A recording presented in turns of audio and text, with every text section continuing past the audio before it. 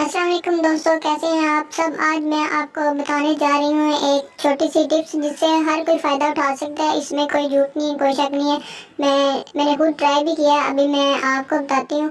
First of all मैं अपना balance check करके आपको बता दूँ कि मेरी सिम में कितना बैलेंस है। उसके बाद फिर मैं आपको कोड बताऊँगी। ये सिर्फ जैज़ के लिए काम करेगा, अदर का मुझे नहीं पता करता है या नहीं, और ये किस किस पे करेगा ये भी कंफर्म नहीं है, लेकिन मेरे मोबाइल पे ये वर्क कर रहा है, इसलिए मैं आपको बता रही हूँ। अभी ये देख लें, मेरे पास बैलेंस कुछ भी नहीं है, तकरीबन ज़ीरो है। चेक करने के लिए भी बैलेंस नहीं है।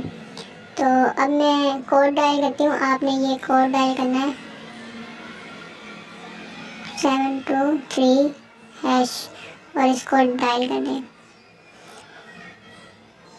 और ये ले, मुझे मिल गया है 10 दिन के लिए 500 MB इंटरनेट बिल्कुल फ्री। जैसे कि आपने देखा था मेरे मोबाइल में बैलेंस भी नहीं है और बिल्कुल फ्री है। 10 दिनों के लिए आप इसको इजीली यूज़ कर सकते हैं। तो आप भी ये कोड डायल करें और इस ऑफ़र से फ़ायदा उठाएं।